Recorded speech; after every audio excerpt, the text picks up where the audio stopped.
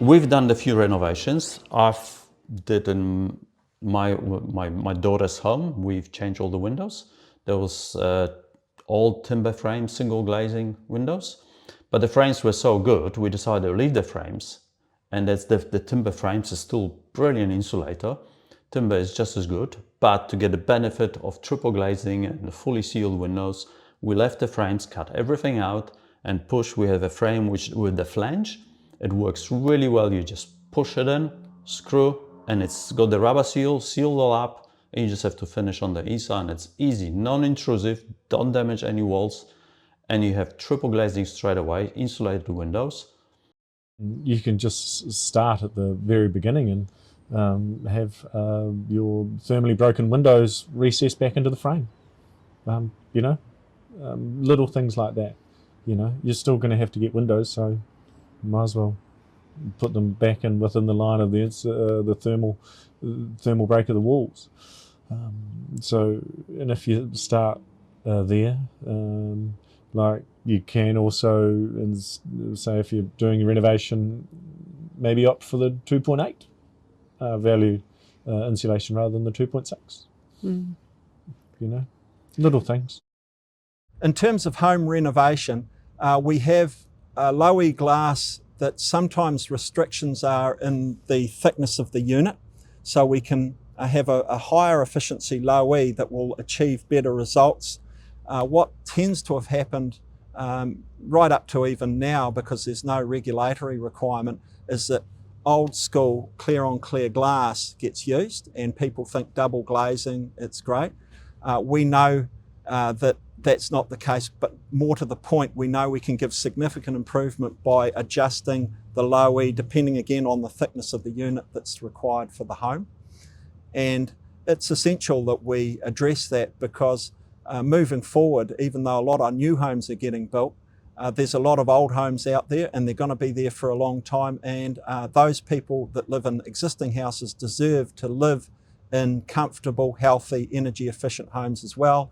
And with some design tips that the likes of the Superhome movement group can provide, including us with the glass side of things, that can be achieved. So with the windows in these older houses, normally the double hung windows that have got weights in the walls, I've done a lot of retrofitting of those back in the day. They're not great in the fact that, or I'll go back, they are good because they're wooden and they're good for thermal bridging, or lack of thermal bridging because they're wood, but they're very drafty and they're single glazed. So when you're talking about windows on the older houses, a lot of them are or will be timber, and if you aren't looking at retrofitting in PVC windows or thermally broken aluminium, you can, or taking the whole windows out and putting new windows in, you can retrofit units into the existing frames if they're all right. And depending if your budget doesn't stretch, what I would definitely look at is if the window frames are in good conditions and not rotting, is just looking at working on the opening windows and making sure you can rebate some draft seals into them and then retrofitting them with double glazing, because timber is the best product you can put in your windows because it's it's not a great thermal bridge, right? I guess the other part of the business, aside from new builds, is renovations, and we do a lot of renovation work. In fact, post-COVID, there's been a real boom in that as people haven't been travelling. Cost of buildings are a bit uncertain at the moment, the economic pressure, things like that. People are investing in their homes, their nests, and so we spend a lot, probably 2/3, 3/4 of our business at the moment is renovation work, where we go in and replace either ageing aluminium windows or old wooden windows. And we're often compared to either aluminium, or in some places people are considering retrofit double glazing. And again, they go into, quite often homeowners go into that conversation not really understanding how good glass can be and what the impact of the frame is on the performance of the window. And so we spend a lot of time having conversations with homeowners about pros and cons of retrofitting the glass versus replacing the whole window, frame and glass.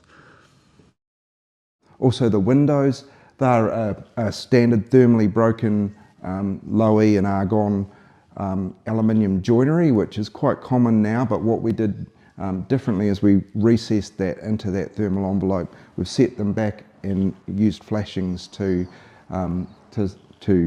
maintain code compliance, but just by recessing them into the envelope increases their performance by about 20%. So we don't get any condensation on the inside of these windows, we actually get condensation on the outside on a really cold day.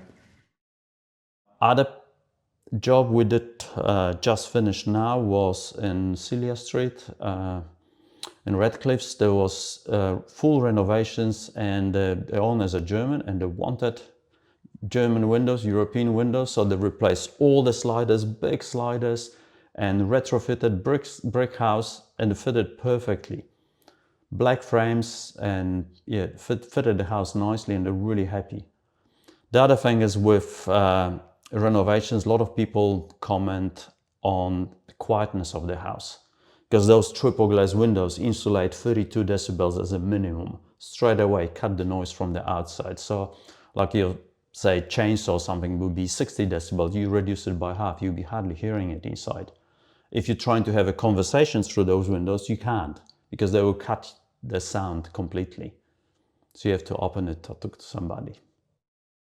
One of the things we talk about in terms of the glass is the air gap. So what you often find with, getting a little bit technical now, what you often find with retrofitting is that the older frames can't take a very thick glass unit. In fact, what you need is a reasonable air gap, at least 16 millimetres in between the two panes of glass, to really get the value out of even double glazing, let alone triple glazing.